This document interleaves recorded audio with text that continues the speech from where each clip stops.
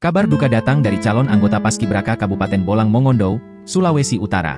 Gadis calon anggota Paskibraka Bolmong Sulut yang meninggal bernama Dini Vironisa Sumele. Dini diketahui meninggal saat hendak beribadah salat. Kemudian pergi ke kamar mandi untuk mengambil air wudhu. Tak lama, teman-temannya menemukan Dini dalam keadaan tidak sadarkan diri. Siswi atas nama Dini Vironisa Sumele yang merupakan calon anggota Paskibraka Kabupaten Bolmong itu meninggal dunia pada Minggu, 11 Agustus 2024, pukul 11.45 waktu Indonesia Tengah. Kepala Kesbangpol Bolmong, Kris Kamasaan membenarkan kabar duka tersebut. Ia salah satu anggota Paskibraka meninggal, ucapnya.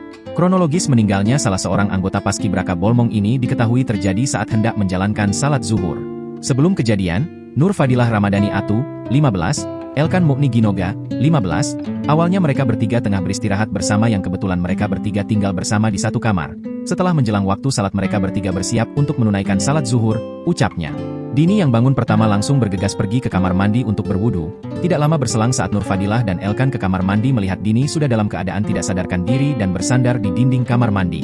Melihat kejadian itu, Nur Fadilah dan Elkan memanggil rekan yang lainnya untuk segera menolong dan kemudian berusaha untuk dilarikan di PKM Inobonto, akan tetapi Dini sudah dinyatakan meninggal dunia sesampainya di puskesmas, jelasnya. Dari beberapa catatan, Dini Sumele tidak memiliki riwayat penyakit apapun dan diketahui bahwa korban dalam keadaan sehat selama mengikuti seleksi dan latihan calon Paskibraka 2024 Kabupaten Bolmong. Diketahui juga bahwa korban meninggal dunia saat tidak ada kegiatan latihan pengibaran bendera, mengingat hari Minggu tidak ada jadwal latihan pagi, hanya latihan sore. Diberitakan sebelumnya, salah satu anggota Paskibraka Kabupaten Bolang Mongondo dikabarkan meninggal dunia, Minggu, 11 Agustus 2024.